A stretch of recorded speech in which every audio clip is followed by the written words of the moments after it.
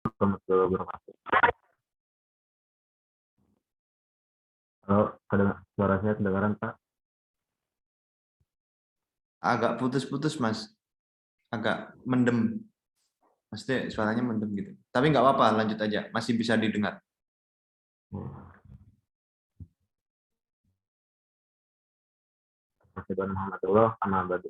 Selamat sore, salam sejahtera bagi kita semua. Yang pertama-tama saya ucapkan terima kasih kepada Bapak Fuad dan teman-teman ya yang telah hadir dan mengizinkan dari kelompok 5 itu untuk mempresentasikan yaitu tentang manajemen kualitas. Adapun anggota dari kelompok 5, yang pertama saya sendiri Iqbal Anam dengan NIM 21020010218. Lalu ada Satya Sitiani Fitri dengan NIM 210201261. Yang ketiga ada Putri Angelita dengan NIM 210201290. Yang keempat ada Divina Nur saya dengan NIM 21020010318. Yang kelima ada Monika Winanti dengan NIM 21020010388. Untuk penjelasan materi yang pertama akan dijelaskan oleh Mbak Tasya Tiani. Silakan Mbak Tasya untuk menjelaskan materinya.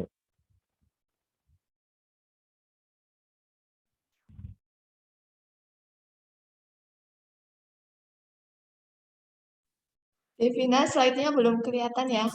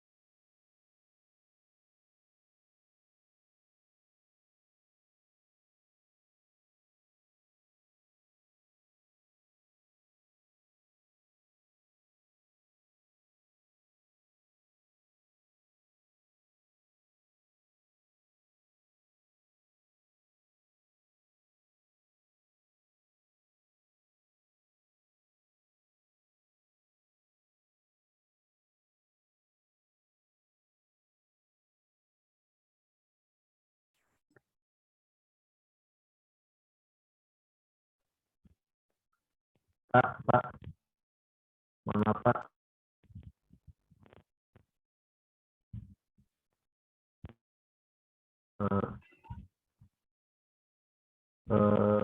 Mbak Devina ada ini Pak, kendala jaringan Pak. Ya Mas, kenapa? Bentar Mas. Mbak Devina ada kendala jaringan Pak. Terus gimana ini? Solusinya gimana? Ada solusi nggak? Bentar, Pak. Itu si Anam diizinkan jadi co-host, Pak. Oke, bentar ya. Saya pindah Iya. tempat dulu, guys. Apa? Apa, Nat? Nungguin BMT. Iya.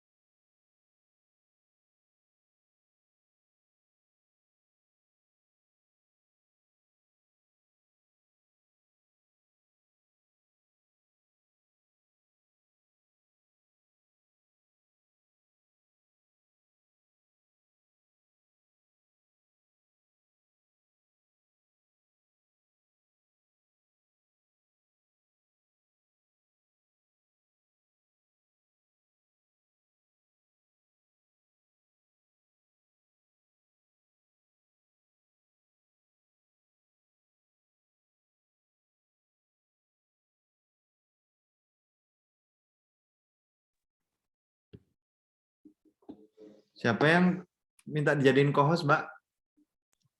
Misbahul Anam, Pak. Anam ya? Oke, Pak.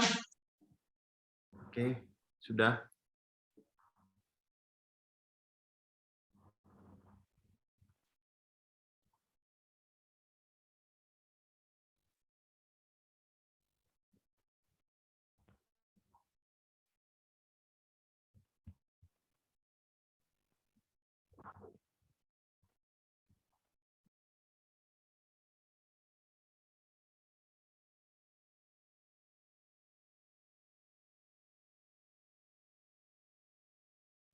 Baik, saya di sini akan mempresentasikan tentang kualitas. Yang pertama ada pengertian kualitas.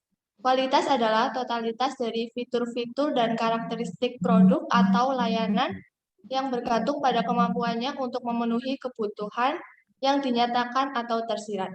Yang kedua adalah tujuan kualitas. Tujuan kualitas adalah untuk membangun sistem manajemen mutu total yang mengidentifikasi dan memenuhi kebutuhan pelanggan. Next. Dan selanjutnya ada di dalam manajemen kualitas terdapat 3 pendekatan, yaitu 1. Berbasis pengguna. Pendekatan ini biasanya digunakan oleh seorang pemasaran dan pelanggan dengan kinerja yang lebih baik dan lebih banyak fitur. Yang kedua ada berbasis manufaktur. Pendekatan ini biasanya diterapkan oleh manajer produksi. Dalam pendekatan ini, kualitas suatu barang berarti pemenuhan standar dan membuat produk dengan benar sejak awal. Yang ketiga ada berbasis produk. Pendekatan berbasis produk, kualitas sebagai atribut yang spesifik dan terukur. Next.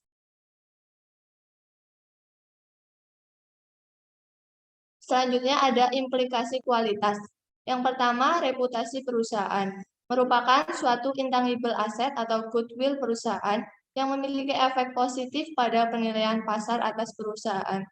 Perusahaan yang mempunyai reputasi baik mampu menimbulkan kepercayaan, keyakinan, dan dukungan daripada perusahaan yang mempunyai reputasi buruk.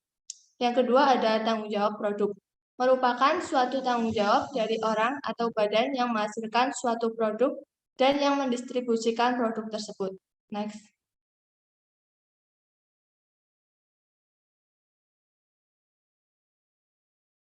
Dan selanjutnya ada standar kualitas internasional atau ISO 9000. Kualitas secara global sangat penting sehingga dunia bersatu menciptakan kualitas ISO 9000, yaitu kumpulan standar untuk sistem manajemen mutu atau SMM.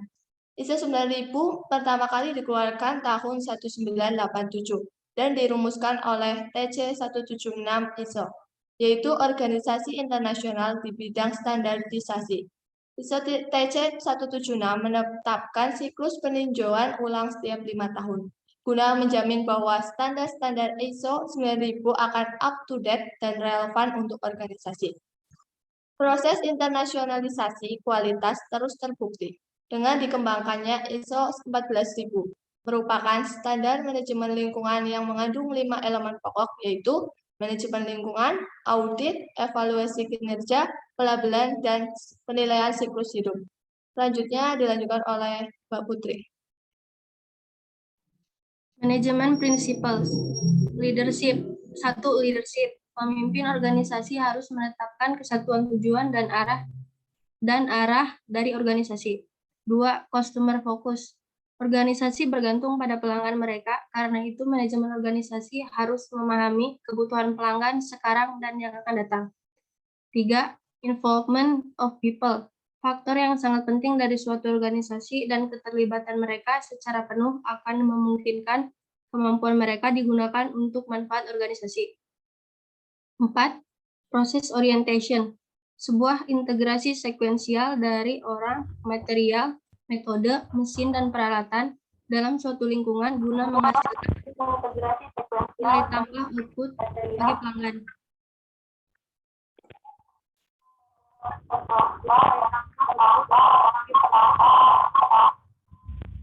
5. System approach to management.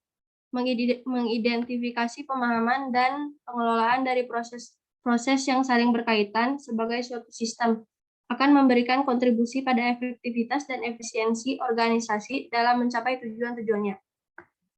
6. Continual improvement sebagai suatu proses yang berfokus pada upaya terus-menerus meningkatkan efektivitas atau efisiensi organisasi untuk memenuhi kebijakan dan tujuan dari organisasi itu. 7. Factual approach to a decision making. Keputusan yang berdasarkan pada analisis data dan informasi untuk menghilangkan akar penyebab masalah, sehingga masalah-masalah kualitas dapat terselesaikan secara efektif dan efisien. 8. Mutual beneficial supplier relationship. Suatu organisasi dan pemasok adalah saling tergantung, dan suatu hubungan yang saling menguntungkan akan meningkatkan kemampuan bersama dalam menciptakan nilai tambah. Biaya kualitas. 1. Biaya pencegahan. Biaya pencegahan adalah biaya yang dikeluarkan untuk mencegah terjadinya cacat dalam produk atau jasa yang dihasilkan oleh perusahaan. Contoh, biaya rekayasa, program pelatihan, perencanaan, pelaporan kualitas, pemilihan, dan evaluasi pemasok. 2. Biaya penilaian. Biaya penilaian adalah biaya yang dikeluarkan untuk menentukan apakah produk dan jasa telah memenuhi persyaratan kualitas yang telah ditetapkan. Tujuan utama dari fungsi penilaian ini adalah untuk menghindari terjadinya kesalahan dan kerusakan produk sampai ke tangan konsumen. Contoh dari biaya penilaian yaitu inspeksi dan pengujian kedatangan material, produk dalam proses, produk akhir, dan audit kualitas produk. 3. Biaya kegagalan internal. Biaya kegagalan internal adalah biaya yang harus dikeluarkan karena perusahaan telah menghasilkan produk cacat, tetapi cacat tersebut telah diketahui sebelum produk tersebut sampai pada pelanggan. Contoh sederhananya seperti perbaikan pada produk yang rusak, biaya scrap atau downtime sebelum pembeli menerima pesanannya. 4. Biaya kegagalan eksternal, yaitu biaya-biaya yang berhubungan dengan kesalahan dan nonkonformasi yang ditemukan setelah produk itu diserahkan pada pelanggan. Contoh biaya kehilangan penjualan, biaya menarik produk dari pasar, biaya garansi, perbaikan, tanggung jawab hukum, hilangnya pangsa pasar, mengatasi keluhan pelanggan. Selanjutnya akan dilanjutkan oleh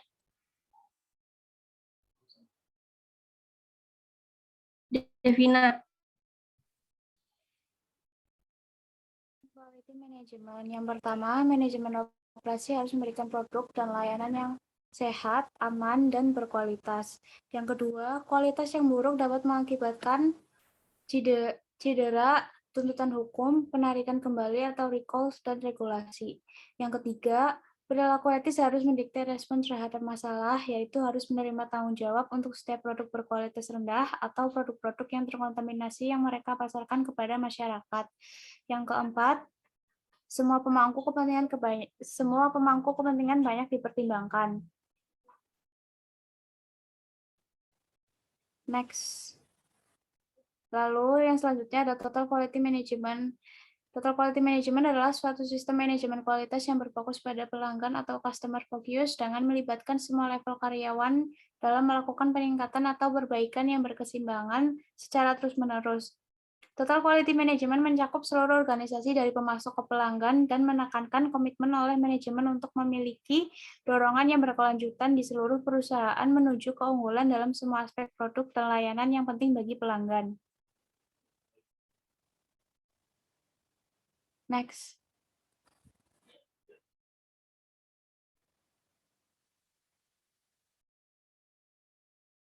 Tujuh konsep Total Quality Management. Yang pertama itu ada perbaikan terus-menerus atau continuous improvement. Merupakan usaha berkelanjutan untuk melakukan pengembangan dan perbaikan suatu proses, produk, pelayanan yang ada pada sebuah perusahaan bisnis. Keyword PDCA model itu memiliki 4, yaitu yang pertama ada plan, mengidentifikasi pola dan membuat rencana. Yang kedua ada do, menguji rencananya. Yang ketiga ada check, memeriksa apakah rencananya telah berhasil. Lalu yang keempat ada act, mengimplementasikan rencana. Next. Lalu yang kedua ada Six Sigma, merupakan sebuah program yang dirancang untuk mengurangi cacat atau kesalahan, menurunkan biaya, menghemat waktu, dan meningkatkan kepuasan pelanggan. Lalu, sistem yang komprehensif untuk mencapai dan mempertahankan kesuksesan bisnis. Berikut contohnya seperti yang ada di gambar. Selanjutnya,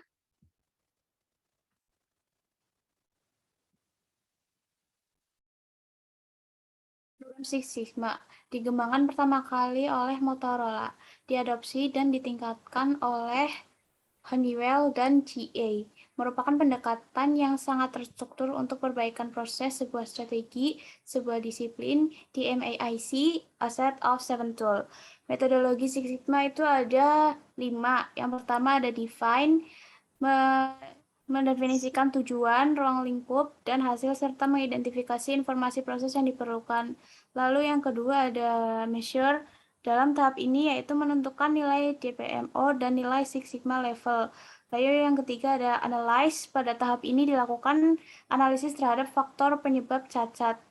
Lalu yang keempat ada improve, yaitu pada tahap perbaikan ini masalah yang terjadi sebagai faktor penyebab cacat akan diperbaiki secara bertahap.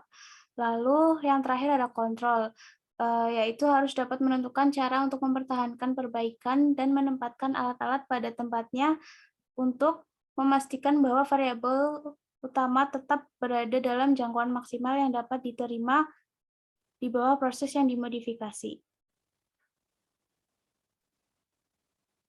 Yang selanjutnya akan dibacakan oleh Monica.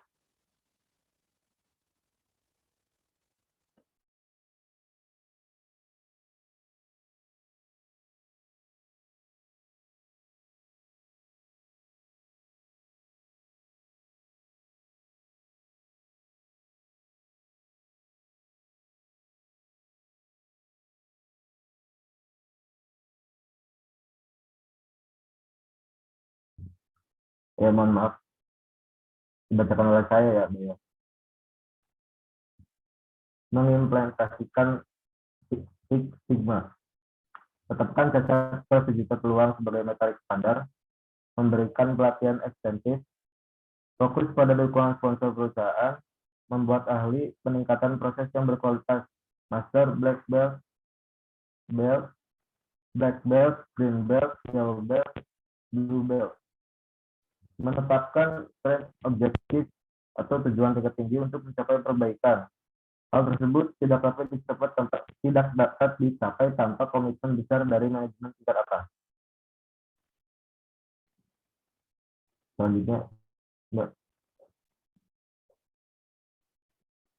pemberdayaan karyawan atau employee improvement.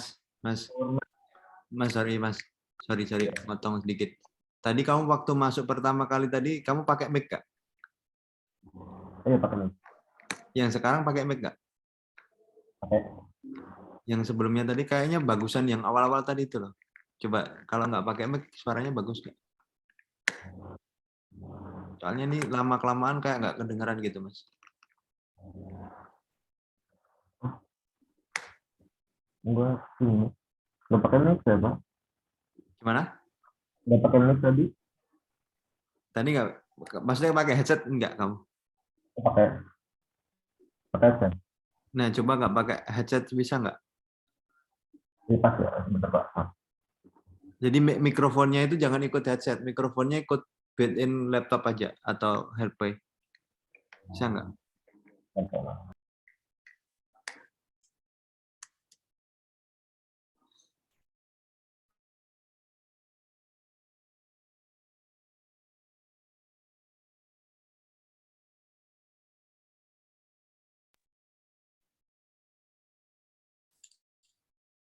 Ya, Pak, sudah terdengar Pak suara saya, Pak?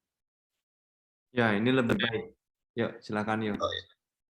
Ya, saya ulangi ya. Pemberdayaan karyawan employee empowerment merupakan filosofi dan strategi yang digunakan organisasi untuk memberikan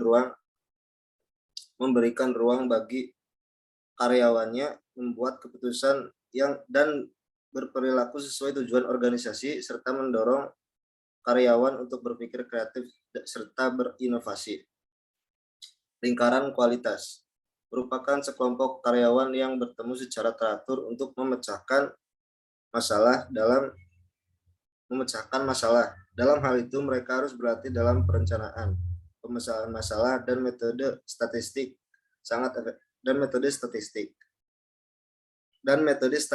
sangat efektif apabila dilakukan dengan benar. Pembandingan atau benchmarking. Memilih praktik terbaik untuk digunakan sebagai standar kinerja. Cara melakukan benchmarking. A. Menentukan tolak ukur. B. Membentuk tim benchmark. C. Mengidentifikasi mitra pembanding. D. Kumpulan dan analisis informasi pembanding. E. Ambil tindakan untuk menyamai atau melampaui tolak ukur.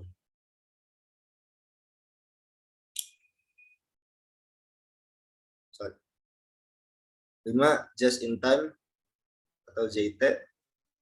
Hubungan JIT dengan kualitas yaitu memotong biaya kualitas, meningkatkan kualitas dan meningkatkan kualitas. Kualitas yang lebih baik berarti persediaan yang lebih sedikit dan sistem JIT lebih baik dan mudah digunakan. Sistem penjadwalan produksi tarik termasuk dalam manajemen pasokan, yaitu produksinya hanya jika diberi tanda, memungkinkan tingkat inventaris berkurang serta mendorong peningkatan proses dalam dan kualitas produk. 6. Konsep Taguchi. Metode Taguchi merupakan offline quality control, artinya pengendalian kualitas yang preventif. Sebagai desain produk atau proses sebelum sampai pada produksi di tingkat shop floor. Konsep Taguchi. 1. Ketangguhan kualitas. 2. Fungsi penurunan kualitas. 3. Kualitas berorientasi target.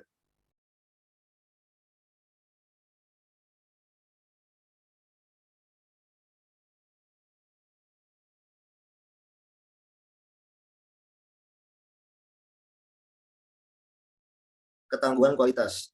Produk berkualitas tangguh atau quality robustness adalah produk yang dapat diproduksi secara seragam dan konsisten dalam segala kondisi manufaktur dan lingkungan yang kurang baik. Gagasan Taguchi adalah menghilangkan pengaruh kondisi yang kurang baik dan bukan menghilangkan penyebabnya. Fungsi penurunan kualitas. Mengidentifikasi semua biaya yang terkait dengan kualitas buruk dan menunjukkan bagaimana biaya-biaya tersebut naik dengan menjauh kualitasnya. Dengan menjauhnya kualitas produk dari apa yang pelanggan inginkan. Berikutnya, Mbak. 7 alat TQM atau Total Quality Management. 1. Lembar periksa atau check sheet. 2. Diagram SBAR atau scatter diagram. 3. Diagram sebab akibat. 4. Bagan Pareto. 5. Flow chart atau diagram proses. 6. Histogram. 7. Bagan proses statistik. Untuk slide selanjutnya akan dijelaskan oleh Mbak Monica. 1. Check sheet, metode pencatatan data yang terorganisir. Jam cacat 1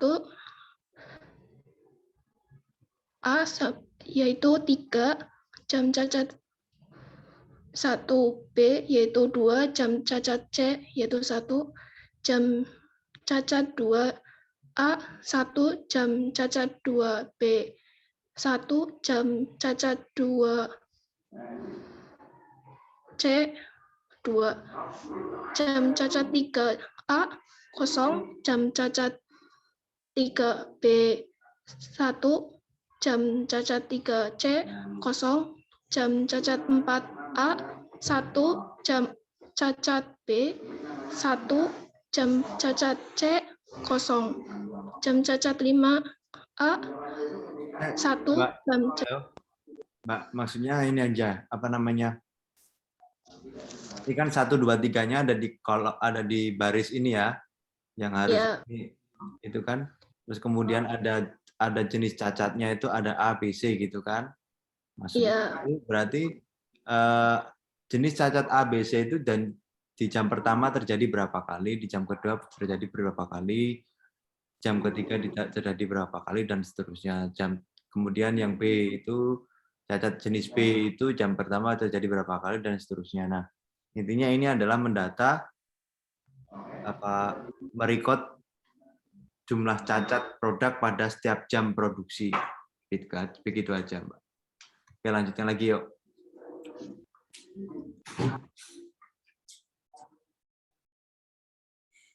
Silakan lanjutkan, Mbak.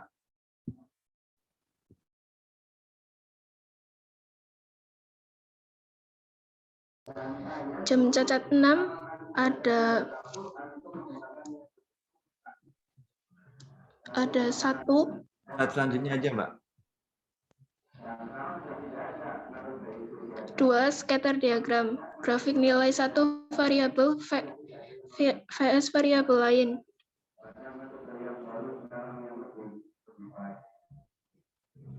Dalam diagram tersebut ada sebuah grafik scatter plot atau yang memiliki nama lain grafik pancar merupakan diagram grafis yang dibangun dari dua sumbu X dan Y, variabel X dan variabel Y.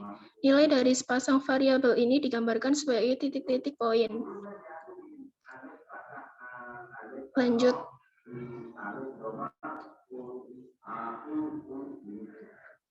Tiga, cause and effect diagram, alat yang mengidentifikasi elemen proses atau penyebab yang mungkin mempengaruhi hasil.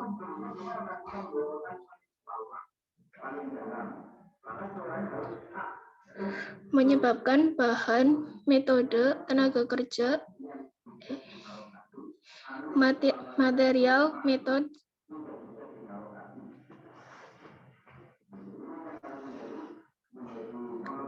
manpower, machinery, effect.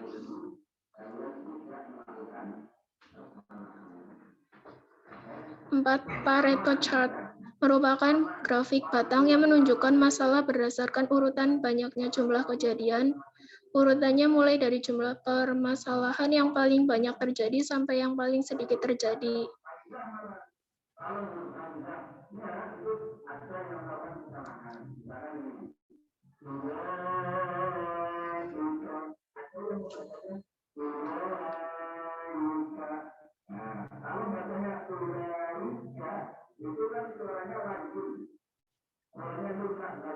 Cara menghitungnya dari frekuensi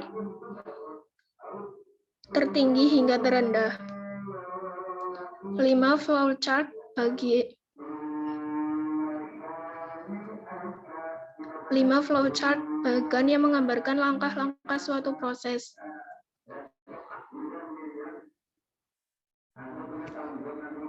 Flowchart ini mungkin teman-teman sudah familiar ya. Teman-teman kalau pergi kemana-mana, kalau mau melakukan pendaftaran, mau melakukan pembayaran, alurnya kayak gimana, nah itu kan semuanya menggunakan flowchart. Oke, lanjutkan, Mbak.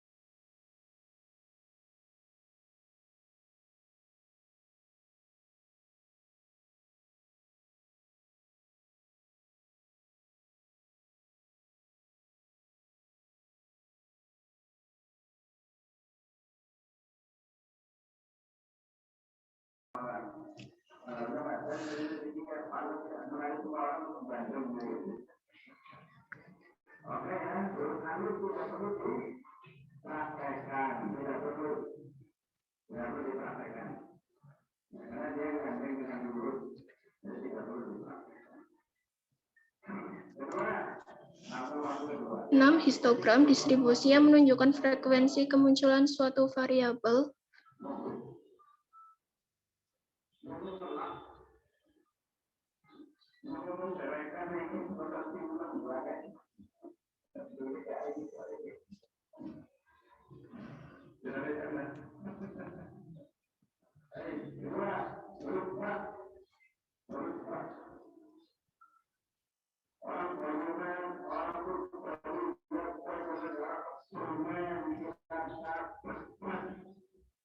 Lanjut. 7. Statistical Process Control Chart. Bagan dengan waktu pada sumbu horizontal untuk memplot nilai statik.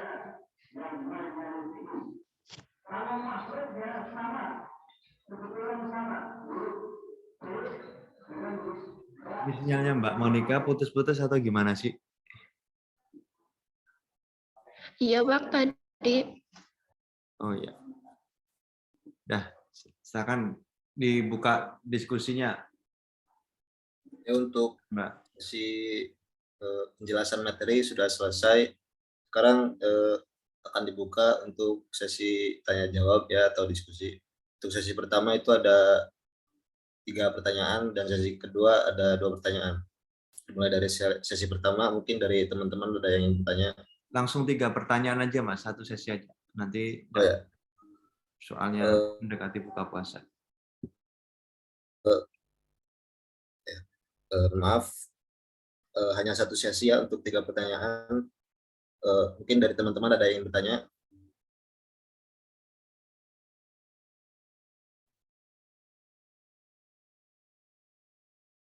Jika nggak ada, saya yang mau tunjuk nih. Izin bertanya kelompok 5. Oke. Silakan. Saya Arif Brono Pangestu, NIM-nya 21020010363. Menurut kelompok 5, seberapa penting kualitas pelayanan? Dan apakah ketika meningkatkan kualitas pelayanan, penjualan akan meningkat? Begitu.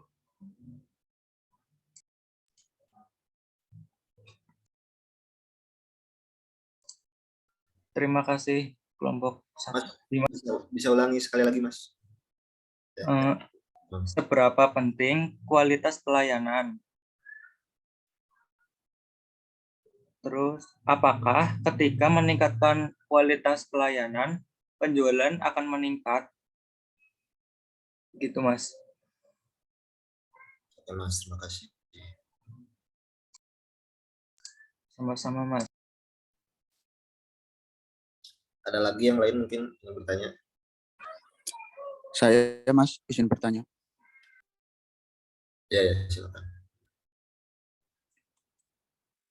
Sebelumnya, Assalamualaikum warahmatullahi wabarakatuh. Saya Buran Faisal Fajri dengan NIM 21020010264. Ingin bertanya, tadi kan ada dijelaskan tentang pernyataan mengenai ISO 9000. Nah, pertanyaannya adalah, apa pengertian lebih detailnya tentang ISO 9000 dan apa tujuan adanya ISO 9000 dalam manajemen kualitas? Terima kasih.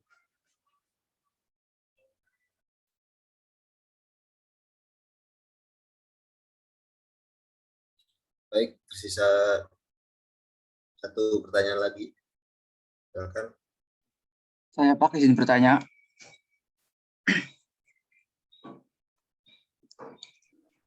Silakan. Ya, perkenalkan, nama saya Duta Panggi Permana dengan NIM 21020010296. Pertanyaannya, mengapa perusahaan penting menjaga kualitas suatu produk? Terima kasih.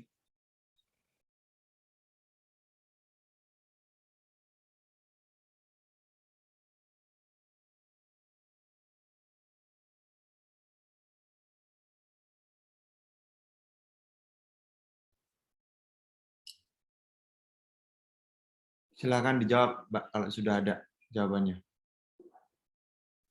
Izin menjawab pertanyaan dari Mas Dwita Anggi. Alasan mengapa perusahaan penting menjaga kualitas produk? Karena kualitas menjadi kunci utama dalam sebuah perusahaan sehingga harus dijaga. Baik kualitas produk maupun kualitas pelayanan agar menghasilkan produk yang berkualitas. Dengan begitu, perusahaan tersebut akan mendapatkan predikat yang bagus, dikenal dan dipercaya oleh masyarakat luas, serta konsumen akan merasa sangat puas terhadap produk yang dihasilkan. Bahkan, produk tersebut akan cepat berekspansi ke pasar global. Sudah cukup, Mas Juta? Ya, sudah cukup Oke, jelas. coba teman-teman cek di slide teman-teman yang ke berapa tadi, di awal-awal tadi tuh. Ketiga atau keempat, saya lupa. Implikasi kualitas judulnya. Nah, ketika ditanya seberapa penting kualitas terhadap keberlangsungan perusahaan, ya ini implikasi kualitas terhadap perusahaan. Satu, reputasi perusahaan. Kedua, tanggung jawab produk. Gitu kan. Intinya itu. Nah, reputasi bisa mendapatkan kepercayaan dan lain sebagainya. Oke. Silakan lagi lanjutkan pertanyaan berikutnya.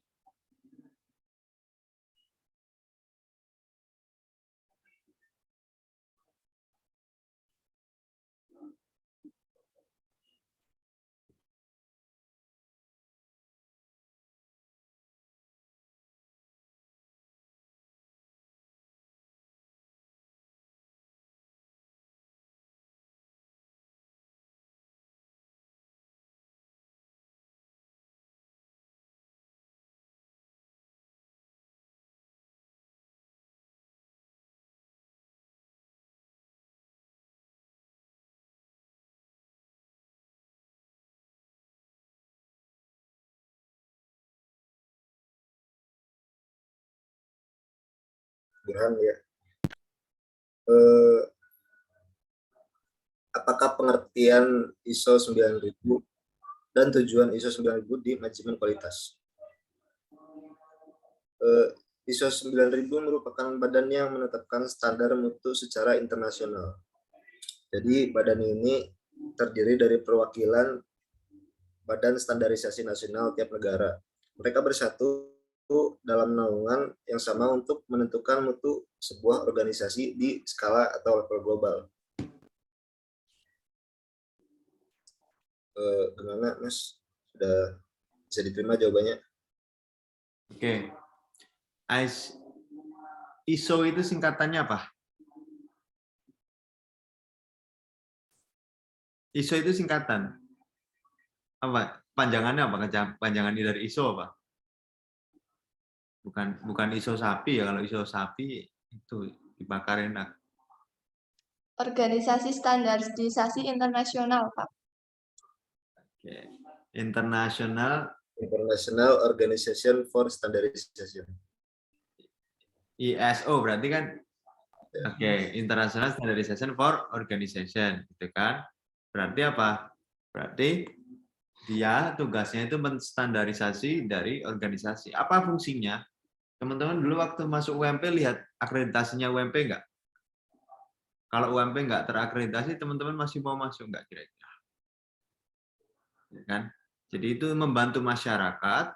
Masyarakat itu butuh apa namanya lembaga-lembaga rating atau yang melakukan standarisasi agar masyarakat tahu tanpa harus menginspeksi secara langsung bahwa perusahaan tertentu itu bisa dipercaya.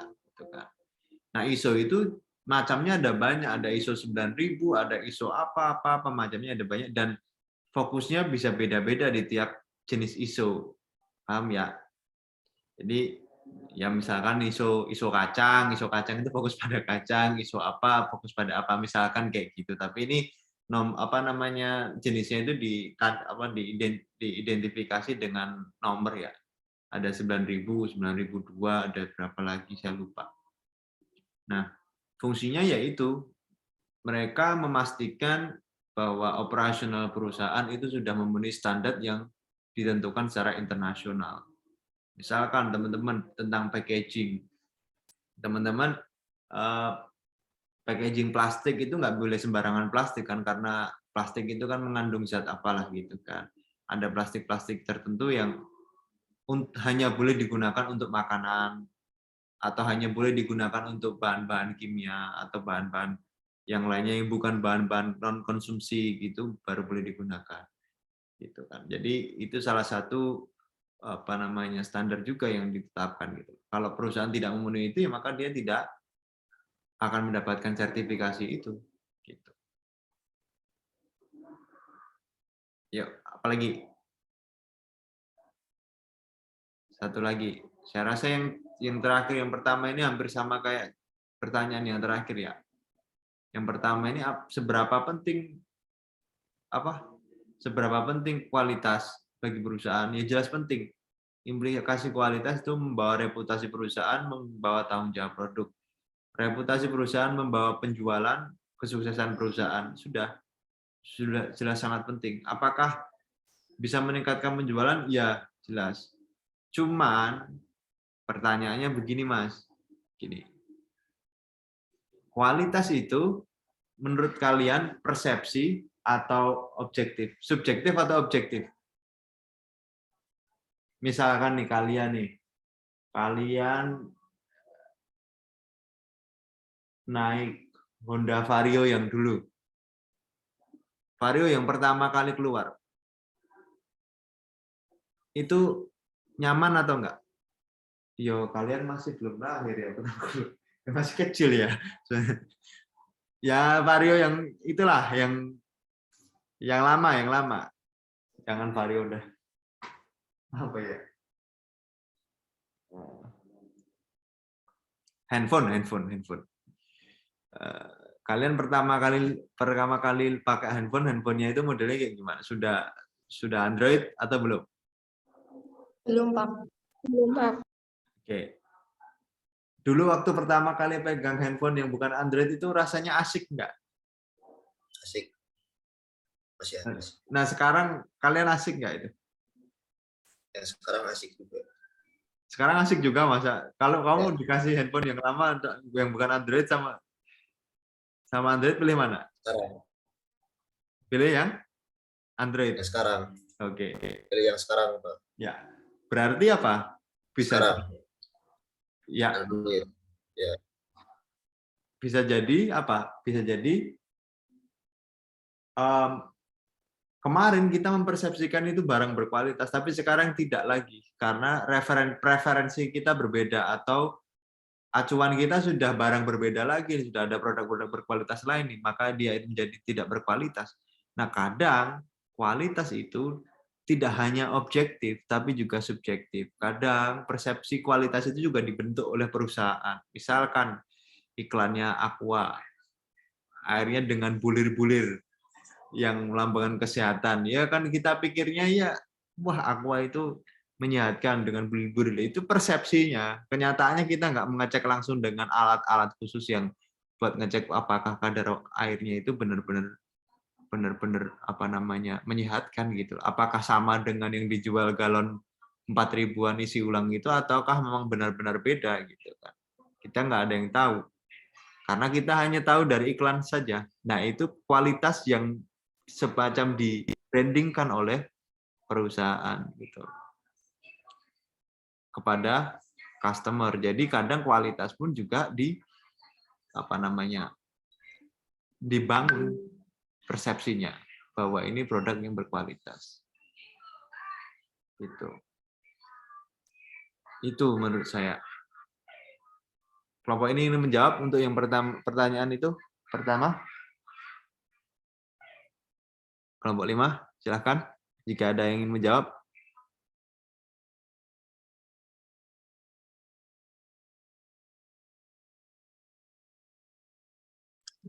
Izin menjawab, Pak. Jika pelayanannya itu berkualitas, maka konsumen itu akan merasa puas gitu kan, Pak. Terus juga akan balik lagi ke perusahaan itu atau ke toko tersebut gitu. Menurut saya sih, Pak. Oh ya, jelas itu. Apa contoh continuous kan tadi perbaikan berkelanjutan. Contoh perbaikan berkelanjutan dari industri layanan itu apa sih? Misalkan yang teman-teman jumpai sehari-hari. Apa kira-kira? Cukur, Pak. Apa? Potong rambut. Potong rambut, ya. Dulunya gimana, Mas? Kalau udah langganan, nggak pindah-pindah, Pak. Oh iya, mantap. Karena apa? Karena yang tahu rambutnya itu cuman langganan itu atau gimana? Jangan-jangan rambutmu menyimpan rahasia. Jadi nggak bisa pindah ke lain hati. Udah nyaman, Pak. Intinya ya, misalkan kayak barbershop, itu dulu barbershop seperti apa sih? Sekarang kursinya aja bisa dinaik turunkan. Ada AC-nya, agak empuk. Meskipun kadang itu di beberapa barbershop itu kursinya udah bolong-bolong sih. Cuman ya nggak apa-apa lah. Ya kan? Paling nggak kayak dulu-dulu pakai kayu itu doang kan. Kadang dulu ada di bawah pohon. Cuman apa namanya kacanya di enteng-enteng gitu nggak ditempelin. Jadi ya semakin orang paham bagaimana memuaskan pelanggan, semakin itu meningkatkan kualitas dan semakin mendatangkan keuntungan juga tentunya gitu. Ada lagi antrian, dulu antrian di bank itu banyak, sekarang meskipun masih tapi kan sekarang sudah ada teknologi antrian digital. Kadang juga kita bisa booking di rumah sakit sudah bisa menggunakan itu ketika kita mau periksa, kita tinggal book reserve aja. Kemudian kita mendapatkan nomor antrian dan waktunya, jadi kita datang di waktu di saat itu juga, jadi kita nggak lama menunggunya. Itu salah satu bentuk perbaikan yang berkelanjutan. Caranya gimana? Ya, kualitas itu semuanya itu prinsip dasarnya adalah berawal dari mindset perusahaan. Mindsetnya itu mau ngapain? Apakah dia mau mencari meraup keuntungan saja, ataukah dia mau benar-benar meraup keuntungan dengan cara memuaskan pelanggan dan meningkatkan kualitas secara terus-menerus. Nah, ketika prinsipnya dia begitu, dia tinggal menerapkan aja. Gitu loh. Apa yang dimaksud Six Sigma? Six Sigma itu begini. Logika dasarnya Six Sigma itu begini. Dari 100.000 produk yang diproduksi, perusahaan itu hanya mau mentolerir 3 kerusakan. Gitu kan. Nah, kalau begitu dia harus kayak gimana? Ya udah dia harus menerapkan DMAIC. Dia mendefinisikan tujuannya dulu, tujuannya apa? Menginspeksi tingkat kecacatan produknya. Setelah itu dia melakukan measure. Setelah di measure, ternyata apa yang terjadi? Ternyata dari 100.000 produk yang cacat itu ada misalkan 15. Jauh dari harapan perusahaan kan? Maka apa yang harus dilakukan? Dia melakukan analisis di sektor mana yang sekiranya itu menyebabkan kecacatan, bisa jadi dari desain produknya, bisa jadi dari bahan produknya, bisa jadi dari proses produksinya, bisa jadi dari keterlibatan manusianya, kurangnya kurangnya ketelatihnya manusia dan lain sebagainya. Setelah itu diperbaiki lagi, maka dites lagi, ternyata makin lama makin berangsur turun, bahwa pada akhirnya dia hanya akan puas ketika dia memproduksi 100 produk dengan kecacatan hanya 3. Jadi itu nilai toleransi aja yang bisa diterima. Ketika kamu mau cari pasangan hidup, toleransiku pokoknya kalau nggak ganteng tingginya 180 aku nggak mau nikah sama dia, gitu kan. Ya udah, kalau nggak 180, kalau kamu nggak bakal mau gitu. Akhirnya apa ya, dapatnya ya memang benar-benar 180, dan 180 cm itu persepsi kualitas pria menurut kalian gitu. Misalkan. Gitu kan. Jadi itu setting toleransi aja, mindset aja. Gitu kan. Kaguchi juga sama kayak gitu. Kaguchi itu dia itu memprioritaskan faktor-faktor eksternal yang mengganggu proses produksi. Faktor eksternal contohnya apa? Kayak supplier, gitu, faktor eksternal, dan itu harus dibenarkan. Gitu. Supplier bahan bakunya dari supplier mana, gitu kan? Padahal suppliernya itu dalam memproduksi bahan bakunya itu udah buruk. Otomatis ketika kita memproduksi barang kita dengan bahan baku yang buruk, ya barang kita akan juga ikutan buruk. Jadi Kaguchi juga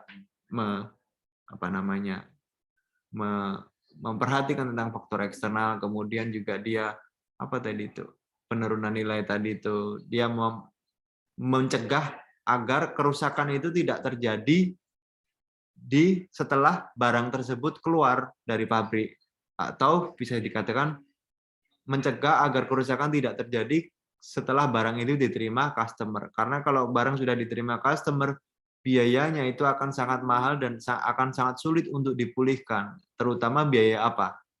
Biaya kepercayaan. Sekali orang tidak percaya dengan produk dari perusahaan tertentu, akan sangat sulit sekali untuk merubah itu dengan biaya yang lebih besar. Jadi kalau tadi ada 4 biaya kualitas, yaitu biaya pencegahan, kemudian biaya apa setelah pencegahan itu? Biaya penilaian ya, evaluasi dan lain sebagainya, kemudian biaya kegagalan internal dan biaya kegagalan eksternal. Dari keempat ini mana yang paling mahal? Ayo. Dari keempat ini mana yang paling mahal? Apakah biaya pencegahan, ataukah biaya evaluasi dan lain-lain, ataukah biaya kegagalan internal atau biaya kegagalan eksternal? Mana yang paling besar biayanya?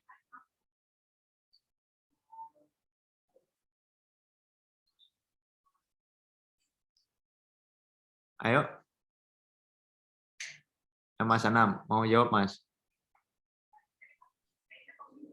Kayaknya yang ini, Pak.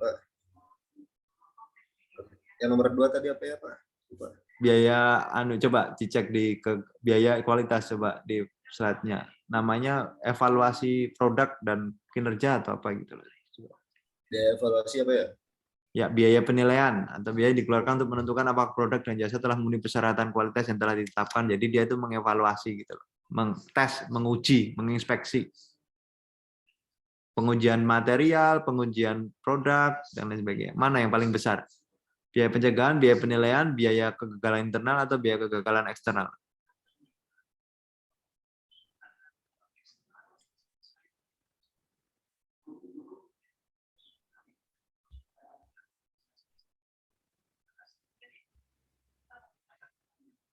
Biaya penilaian sih, Pak, kalau menurut saya, Pak.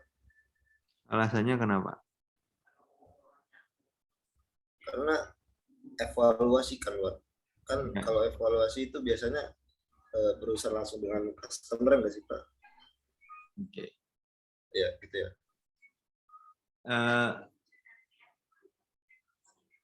Misalkan evaluasi itu kayak gini. Misalkan, ini jam berapa sih ini? 5 menit lagi. Misalkan evaluasi itu kayak gini. Dalam botol air kemasan 600 ml itu, saya mengevaluasi, saya mengambil sampel, saya ukur ukurannya, kemudian saya cek, oh setiap botol itu memang sudah rata-rata kisaran 598 sampai 602 lah. Rentangnya di situ, dari sampel yang saya peroleh. Gitu kan. Nah itu kira-kira membutuhkan biaya mahal nggak?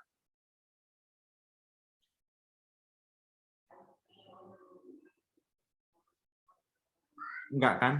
Coba bayangin kalau ada biaya kegagalan eksternal. Misalkan di botol aqua itu tiba-tiba ada, jangan aqua terus lah. Misalkan kalian beli handphone. Kan ada yang handphone cacat pabrik gitu kan. Overheating.